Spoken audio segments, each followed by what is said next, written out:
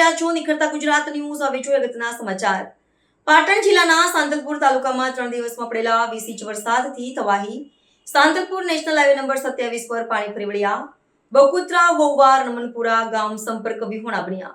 પાટણ જિલ્લાના સાંતલપુર તાલુકામાં આવેલા 3 દિવસથી અનરાધાર વરસાદ વરસી રહ્યો છે, જેને તાલુકાના ચોરાડ વિસ્તારના મઢુત્રા, બકુત્રા, વોવાર, નમનપુરા, બાબરા જેવા ગામોમાં પરિસ્થિતિ વિકટ બની છે. વોવા ખાતે 27 લોકો ફસાયા. તેની આજુબાજુથી 8 થી 10 ફૂટ જેટલા પાણી ભરાયા છે. સાંતલપુર તાલુકામાં પડેલા વરસાદને કારણે વોવા અને ગઢા સંપર્ક વિહોણા બન્યા છે. વરાઈથી ગઢા અને કોડાથી ગઢા જવાના મુખ્ય માર્ગ ઉપર પાણી ફરી વળતા ગામ સંપર્ક વિહોણું બની ગયું હતું. વોવા ખાતે નીચાણવાળા વિસ્તારોમાં 27 લોકો ફસાયા છે. જિલ્લા કલેક્ટર સહિતના અધિકારીઓ ઘટના સ્થળે પહોંચ્યા હતા, પણ વોવા ખાતે પહોંચી શક્યા ન હતા. જ્યારે મઢુત્રા ગામમાં ઘરોમાં પાણી ભરાઈ ગયા હતા. મઢુત્રા ખાતે મકાનો પણ ધરાશાયી થઈ ગયા હતા. કલ્યાણપુરાથી બકુત્રા જવાનો મુખ્ય માર્ગ તૂટી જતા ગામનો જવાનો રસ્તો બંધ થઈ ગયો હતો. સાંતલપુર ખાતે તળાવની બાજુમાં 56 ટેકરી વાસમાં રહેતા 8 થી 10 પરિવારો ફસાતા તેમને વારાહી, મામલતદાર, સાંતલપુર પોલીસ સ્ટાફ તેમજ ગ્રામજનોની મદદથી 50 લોકોને રેસ્ક્યુ કરવામાં આવ્યું હતું અને તેઓને સલામત સ્થળે ખસેડવામાં આવ્યા હતા. લોકોની મદદથી કેટલાક લોકો પણ પહોંચ્યા હતા, જેમાં રાધનપુર વિધાનસભાના ધારાસભ્ય લવિંગજી સોલંકીના દીકરા નરસિંહજી ઠાકોરને જાણ થતાં તેમના મિત્રો સાથે ચાલો વરસાદે લોકોની મદદે પહોંચ્યા હતા. પાણીની અંદર લોકો ફસાયા છે, કુલ કેટલા ફસાયા છે અને હાલમાં તંત્ર દ્વારા શું કાર્યવાહી? 27 જેટલા લોકો ફસાયા છે અને તંત્ર દ્વારા નગરપાલિકા પાટણની એક બોટ મોકલવામાં આવી છે. એ ઉપરાંત એસડીઆરએફની ટીમ અહીંયા આવી ગઈ છે. એસડીઆરએફની બોટ અત્યારે પહોંચી રહી છે.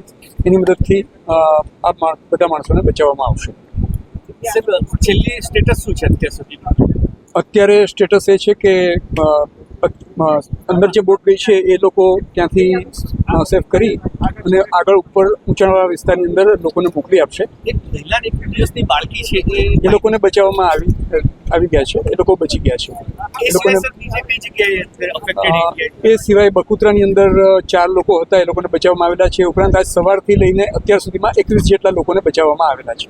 ખાસ કરીને પાટણ જિલ્લા જે સાંતલપુર છે, હાઈવે માર્ગ પણ પ્રભાવિત બનવા પામે છે. વાહન ચાલકો મુશ્કેલી વેઠી રહ્યા છે. એના માટે તંત્ર દ્વારા કોઈ કાર્યવાહી? તંત્ર દ્વારા સતત ટ્રાફિક નિયંત્રણ અને પાણીનો ઝડપથી નિકાલ થાય એના માટે પ્રયત્નો કરવામાં આવી રહ્યા છે અને ટૂંક સમયમાં આ પરિસ્થિતિમાંથી બહાર આવી. કલ્યાણા ગામમાં પણ કહી કે વહીવટી તંત્ર હજુ સુધી પહોંચ્યું નથી, લોકો હજી પાણીમાં ગરકાવ છે, એના માટે કોઈ કાર્યવાહી?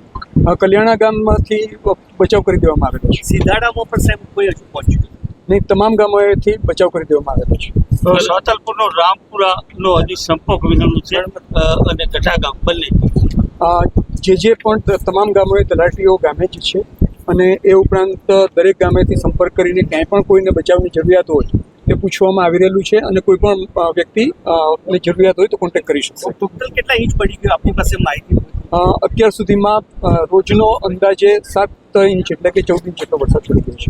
જિલ્લા માટે કોઈ નંબર, હેલ્પલાઇન નંબર જાહેર કરવામાં આવ્યો છે? જાહેર કરવામાં આવેલા છે. કંટ્રોલ રૂમના નંબર જાહેર કરવામાં આવેલા છે.